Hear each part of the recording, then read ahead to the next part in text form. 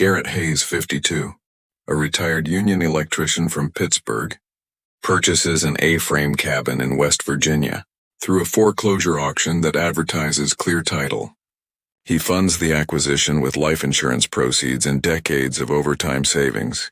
Before closing, he orders a remote inspection that reports a sound foundation, roof patch needs, and dated but functional electrical service. He also pays for a title search that returns clean results. No liens and no competing claims. The bank conducts a remote closing using standard documents and electronic signatures, and Hayes receives the paperwork reflecting a completed sale. Hayes and his contractor friend, Des, drive to the property to begin rehabilitation planning. On arrival, they observe 3 vehicles in the driveway and smoke rising from the chimney.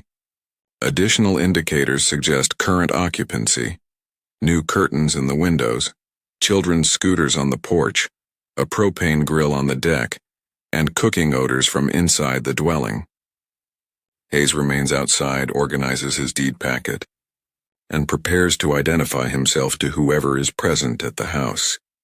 At the front steps, a woman identifies herself as Pamela Sutherland and asserts that the house belongs to her family, describing Hayes's deed as fake. A man, Randall Sutherland, references tax payments and places a call to the sheriff. Hayes states that the purchase was a bank-owned foreclosure and presents his deed, closing papers, and the title search confirming a clean chain. The exchange occurs at the doorway. No entry is attempted. Physical possession remains with the Sutherlands during the conversation. Sheriff Hooper arrives, hears both accounts, and characterizes the situation as a civil dispute with competing claims. He reviews but does not authenticate documents at the roadside. Because each side asserts a right to possess the premises, he declines to remove the occupants without a court order, and advises the parties to seek relief through the courts. He instructs all involved to avoid further confrontation pending judicial direction. The immediate posture is clear. Hayes holds recorded ownership documents. The Sutherlands hold physical possession. Resolution will proceed through filings, evidence, and a court hearing. No further action occurs on site. Garrett Hayes spends the night at a roadside motel 10 miles from the property, his purchase paperwork spread across a small table beneath a buzzing light. Unable to sleep, he searches West Virginia property law, reading through statutes on foreclosure procedures, quiet title actions, and adverse possession. He learns that adverse possession in the state requires 10 consecutive years of open, notorious occupation, far longer than the Sutherlands could possibly claim. What he faces, he realizes, is not a defect in ownership, but an immediate conflict over possession and delay. Online research reveals that Pamela Sutherland is not an uninformed local. She is a licensed real estate agent with her face on multiple sold listings in the same county. Public foreclosure notices are a matter of record, published 18 months prior, meaning she almost certainly knew the cabin's history. Hayes concludes that her claim of family inheritance is unsupported, and that she had the means to understand the legal status of the property before occupying it. The next morning, an email from a Charleston law firm arrives, formal language demanding that Hayes cease trespass and relinquish claim. The letter alleges defective title and references Randall Sutherland's position as county building inspector. To Hayes, it signals more than coincidence. It indicates influence within the local network that could slow or obstruct his recourse. Hayes seeks legal counsel and meets Beverly Frost, a semi-retired attorney known locally for land use cases. Her office, filled with files and coffee mugs, suggests decades of experience. She reviews his deed, bank documents, and title report before concluding that his ownership is secure. However, she warns that the Sutherlands may exploit relationships within county offices to delay proceedings. Beverly files an emergency eviction motion the same day. The clerk schedules a hearing 6 weeks out, explaining that rural backlogs are routine.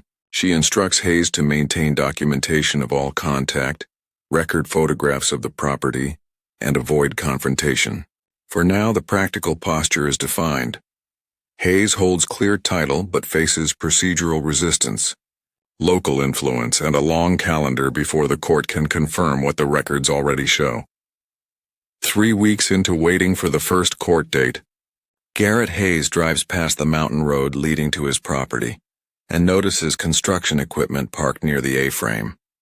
From a distance, he sees Randall Sutherland's crew working behind the house, framing lumber stacked on sawhorses, concrete trucks idling, and fresh forms in place for a new addition.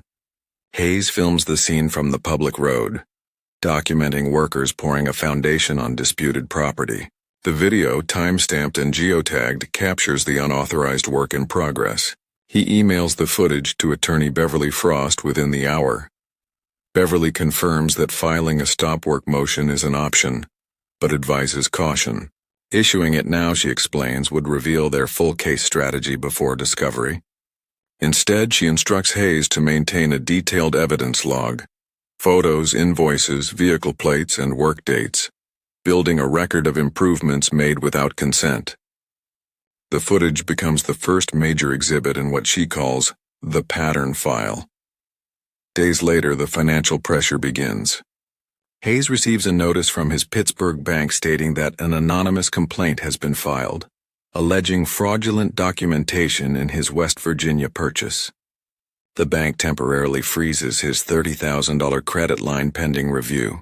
That line was intended to cover early repairs and legal expenses. Without it, Hayes is forced to rely on limited savings. Beverly interprets the timing as coordinated pressure designed to make him abandon the case. She advises him to keep all correspondence for potential inclusion in later filings. The mounting tension strengthens Hayes's resolve. He begins nightly research sessions, reading about similar disputes and recognizing recurring tactics. Occupants establishing sweat equity, citing home improvements, and delaying hearings to extract settlements. Although he cannot yet prove a deliberate pattern, he senses the Sutherlands have executed comparable maneuvers before. Beverly's guidance remains consistent. Avoid confrontation, preserve records, and let documentation speak for itself. By the end of the month, Hayes has compiled a meticulous archive. Videos, emails, screenshots, and certified mail receipts, transforming frustration into evidence. The imbalance between lawful ownership and physical control remains unresolved, but the factual record is quietly taking shape. As the eviction hearing approaches, Garrett Hayes receives a call from a local resident named Lan Pritchard, a retired county clerk who heard about his dispute through word of mouth. She invites him to meet at the diner in town, explaining that she may have information relevant to his case.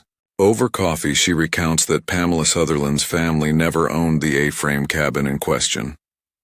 Instead, her great-uncle rented it during the 1980s and was evicted in 1987 for non-payment. Pritchard, having handled records during that period, distinctly remembers the paperwork and says she can show him where it's stored. The next morning, they drive together to the county archives, an aging basement space smelling of dust, mold, and paper. There, Pritchard directs Hayes to the 1970s deed books, the same volumes she once maintained. The documents tell a consistent story. The property was sold in 1972 to an out-of-state investor, with no record of the Sutherland family in the ownership chain. A later file shows the 1983 lease agreement between that investor and a tenant named Robert Sutherland, Pamela's great-uncle, followed by a termination notice for unpaid rent dated 1987. Each record bears official seals, signatures, and recording dates confirming authenticity. While reviewing these materials, Pritchard mentions having seen similar disputes involving Pamela before. 2 separate foreclosure buyers, she says, eventually paid her to vacate their newly purchased properties to avoid protracted litigation. Those prior incidents never reached court. They were settled quietly, leaving no public record. To Pritchard, this case feels like a repetition of a local pattern that relied on new owners being outsiders, unfamiliar with rural procedures and social hierarchies. Armed with copies of the documents, Hayes meets again with Sheriff Hooper to present the evidence. hoping that clear historical proof will prompt enforcement. The sheriff reviews the papers briefly and repeats his earlier position. Competing claims must be resolved in court. He emphasizes that law enforcement cannot determine ownership. The meeting ends without intervention. For Hayes, the archives provide clarity but no immediate relief. The official record now contradicts every assertion of generational ownership, yet the occupants remain. The matter continues toward the courtroom, with the documentary evidence firmly on his side, but without enforcement to back it. Weeks before the scheduled hearing, Garrett Hayes' contractor friend Des begins researching the property's foreclosure history and discovers a new inconsistency. According to public records, Randall Sutherland's construction company had been paid $8,500 by the originating bank to secure and maintain the A-frame cabin during foreclosure. That payment authorized basic preservation duties, winterizing the property, installing locks, and preventing unauthorized access. Yet through social media timestamps and geotagged photographs, Des finds evidence that the Sutherlands were already living there months before Hayes' auction purchase. Posts show family gatherings on the porch, a Christmas tree visible through the window, and construction materials on the deck, while the property was still legally bank-owned. Hayes forwards the findings to attorney Beverly Frost, who immediately recognizes their significance. If the Sutherlands occupied the property before the sale, their later claim of ownership or misunderstanding is undercut by documented evidence of early entry. Beverly drafts and files an amended complaint, now alleging fraud, conspiracy to defraud, and misuse of public office. Her filing includes copies of the bank work order, proof of payment to Randall's LLC, and the social media timestamps verifying occupancy during the foreclosure period. Within days, the ripple effect begins. The Charleston law firm representing Pamela Sutherland files a motion to withdraw, citing ethical conflicts. Their departure leaves the Sutherlands temporarily without representation. Simultaneously, local news quietly confirms that Randall has been placed on administrative suspension from his county building inspector position, pending an ethics review. The county cites potential conflicts of interest arising from personal involvement in a property under active dispute. Sheriff Hooper, who has maintained neutrality throughout, receives inquiries from the state attorney general's office after Beverly forwards the amended complaint and attached exhibits. An investigator is assigned to review whether Randall's county role influenced prior inspection approvals in similar cases. Though no formal charges are yet filed, the matter shifts distinctly from a simple civil disagreement to a potential pattern of coordinated misconduct involving a public employee. By the close of the month, Hayes' case file expands from one binder to 3. Ownership documents, photographs, and digital evidence now joined by bank correspondence and certified filings.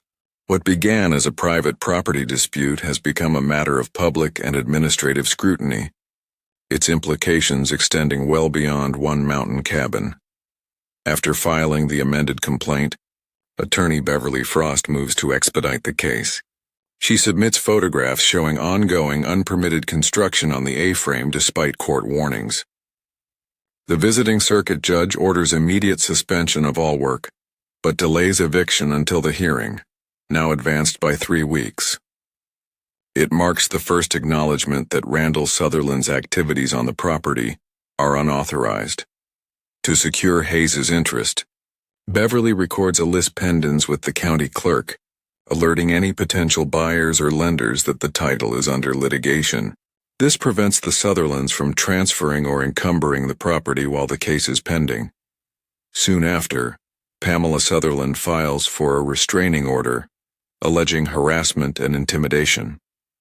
Her claim cites Hayes driving past the property and communicating through aggressive legal correspondence. With little supporting evidence, a local judge still grants a 500-foot temporary order. Beverly instructs Hayes to comply strictly, emphasizing that the order, though temporary, could be used against him if violated. Within days, A local newspaper publishes an article portraying Pamela as a lifelong resident defending her family land from an outsider investor. The piece omits foreclosure details and Randall's suspension, turning community opinion against Hayes. Online comments call him a city speculator. Beverly advises silence, archiving each publication for evidence. The case now unfolds on two levels: the court, where documentation advances carefully, and public opinion, where narrative replaces fact. Hayes focuses on the first, building evidence while enduring the second. As filings accumulate and the next court date nears, Beverly Frost's paralegal uncovers an overlooked document buried deep in county archives. A 2009 tax lien certificate tied to an adjoining parcel once associated with the Sutherland family. The certificate, issued for delinquent property taxes totaling $14,000, had been sold at auction to an investment trust. Yet, its legal description partially overlaps the metes and bounds of Garrett Hayes' 40-acre property by approximately 3 acres. The discrepancy appears to stem from outdated mapping conventions and a clerical carryover that merged two neighboring tracts decades ago. Though the confusion is bureaucratic, Beverly recognizes that the Sutherlands could exploit it to argue historical connection to the wrong parcel. To eliminate ambiguity, Hayes authorizes an emergency boundary survey at his own expense.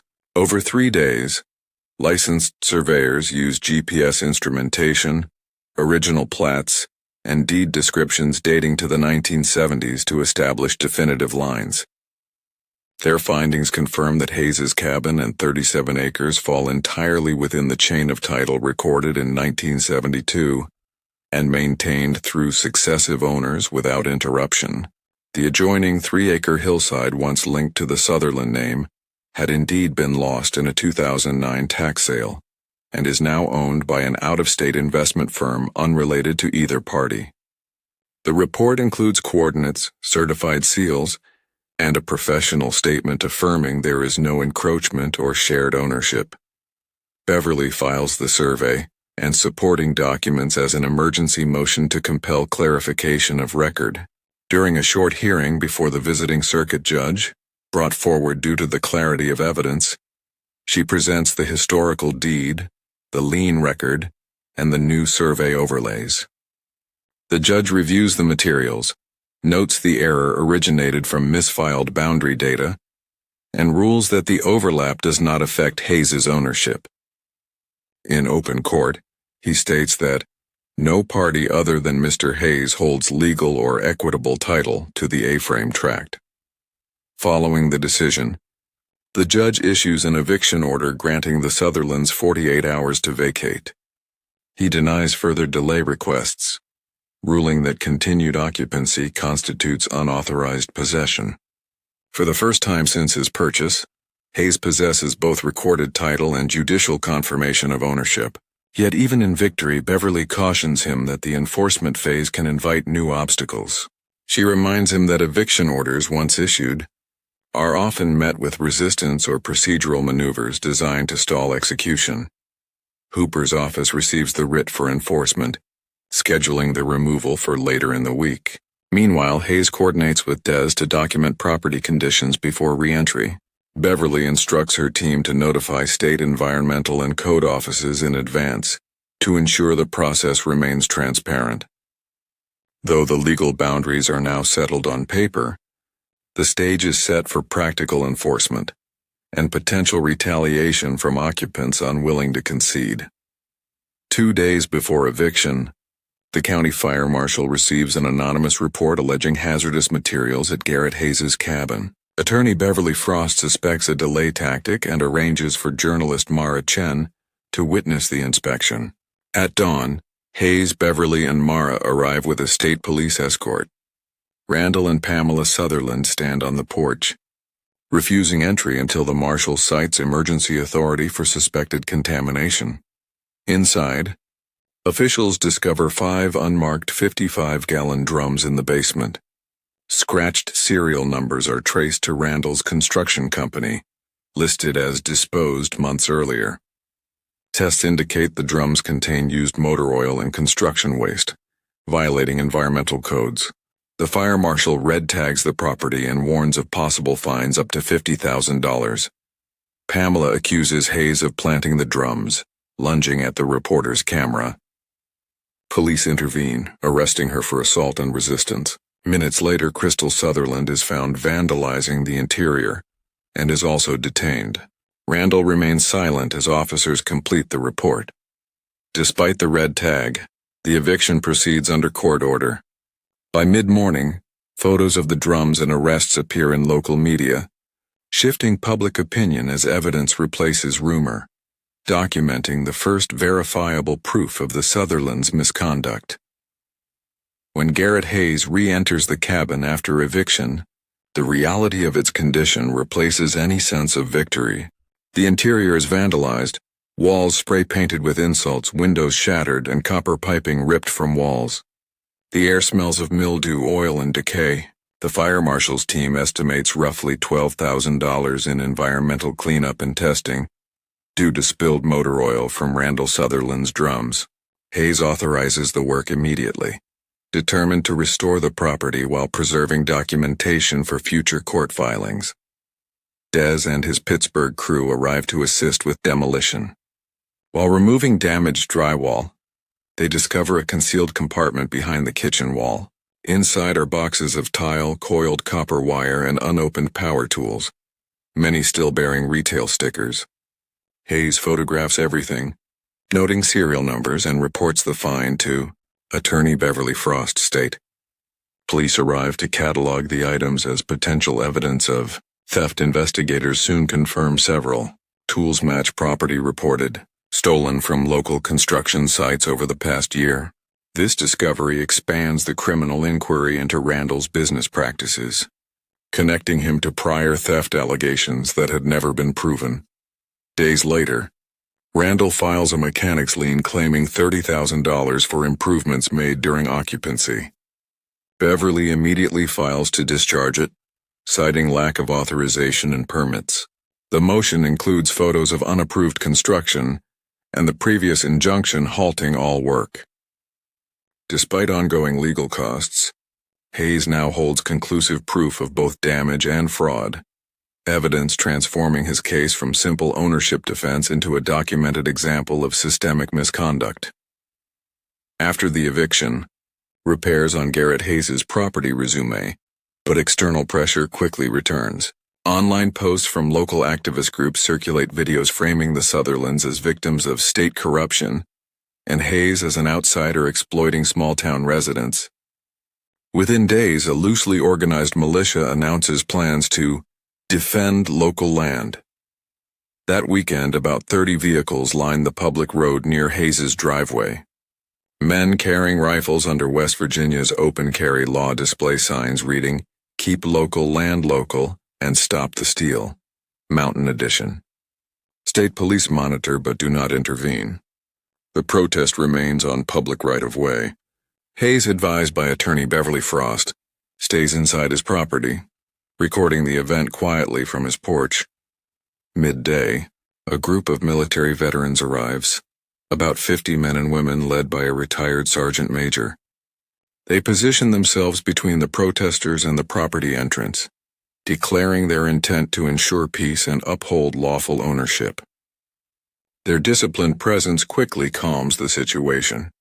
Within hours, the protest disperses without arrests or violence. Days later, a more sophisticated attack surfaces. Law enforcement and several news outlets receive an audio clip purporting to feature Hayes making violent threats. The FBI's Cybercrime Division analyzes the recording and confirms it is a deep fake, created using synthetic voice software. The IP address traces directly to Randall Sutherland's brother's residence. Federal agents execute a search warrant and seize equipment used in fabricating the clip. The revelation reverses public perception and becomes part of an expanded criminal case involving cyber harassment and obstruction. For Hayes, the incident underscores the escalating complexity of the dispute, shifting from property law into digital manipulation, but also highlights that verified documentation and transparency now serve as his strongest defense. 3 months after regaining possession, Garrett Hayes hosts a public open house at the restored A-frame cabin. The event is part outreach, part transparency, an opportunity to display documentation proving ownership and to invite the same community that once viewed him with suspicion. Local officials, neighbors, reporters, and state representatives attend.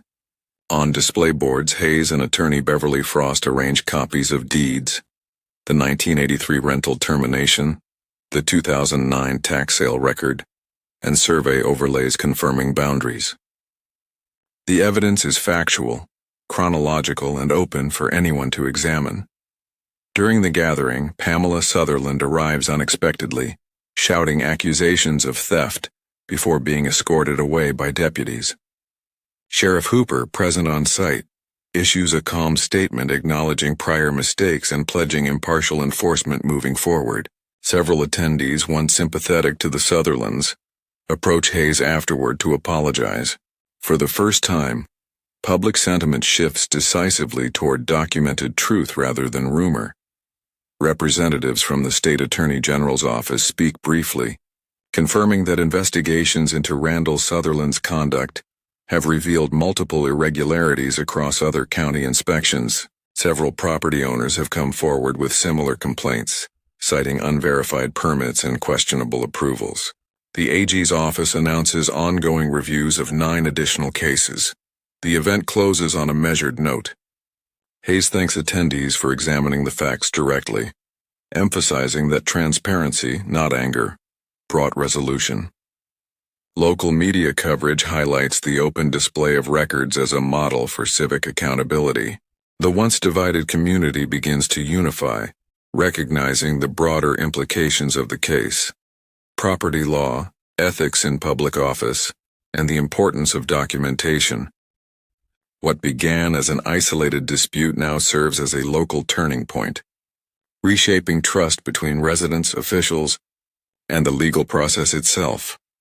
Following final court rulings, formal outcomes bring closure to Garrett Hayes' 2-year legal ordeal. Randall Sutherland is convicted on multiple counts: fraud, theft, environmental violations, and cyber harassment, and sentenced to 8 years in federal prison. Pamela Sutherland receives 3 years of probation and is ordered to pay $50,000 in restitution. Their daughter, Crystal, completes community service and partial repayment for vandalism damages. These resolutions mark the end of active litigation, but the beginning of broader reform. County government introduces new oversight measures for building inspectors, mandatory conflict of interest disclosures, term limits, and independent review of permits. The State Real Estate Commission permanently revokes Pamela's license and establishes an ethics task force addressing dual-role abuses. The legislature drafts the Hayes Act, requiring expedited hearings in confirmed squatter or fraudulent title cases. Hayes and attorney Beverly Frost launch monthly property rights workshops at the courthouse, offering guidance on title verification, foreclosure purchases, and documentation. Attendance quickly grows, with residents from neighboring counties participating. Their handbook, the Mountain Property Rights Guide, becomes a free resource downloaded thousands of times statewide. Community collaboration also deepens. The Veterans Group forms a permanent property defense network to assist vulnerable owners, while retired clerk Lana Pritchard establishes an archive preserving historical land records. Local officials credit the Hayes case for prompting procedural transparency across multiple offices. For Hayes, the cabin becomes both home and symbol, a working restoration and public example of persistence through documentation. The case that began with conflicting claims ends with institutional reform and renewed civic trust, demonstrating that even in isolated mountain counties, transparency, law, and persistence can realign a broken system.